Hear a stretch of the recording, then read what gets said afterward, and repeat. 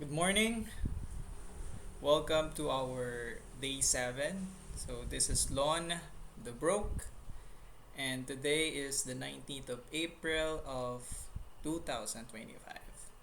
So tahimik ngayon. Nag-swimming kanina pero habang nagpapahinga ang katawan, ang isip gising na gising. Nakahimlay ang ating Panginoon ngayon. Wala siyang ginawa kundi magpahinga sa libingan. Parang sinasabi niyang, pahinga ka rin. Hindi porke tumigil ka, talo ka na. Baka yun pala ang panalo. Wala pa rin tayong additional work sa side hustle natin. Pero okay lang. May mga araw talagang tahimik. And by the way, nag-reply pala tayo kay Ryan kahapon. At gusto ko lang sabihin, saludo ako sa kanya. Maayos siyang magpayo at totoo naman, may mga bagay talagang kailangan tayong i-prioritize. Kaya for now, stop muna tayo sa trading. Balik muna tayo mamaya sa work. Actually, bukas kasi 12:30 in the morning.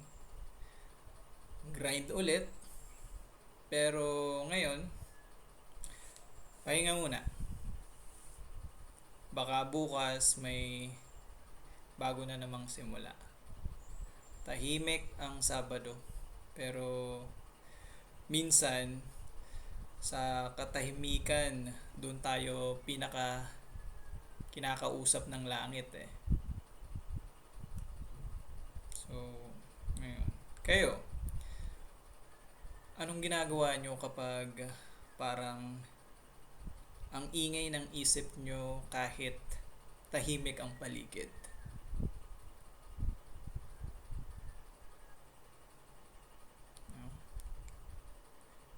Share nyo lang sa comment section natin. And remember, never give up and always stay positive.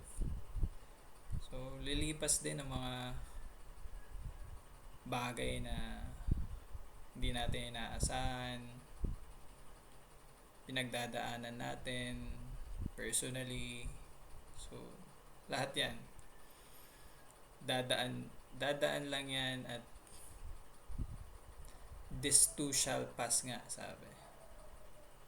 So yun, see you sa next video natin, and always stay safe. Okay, take care.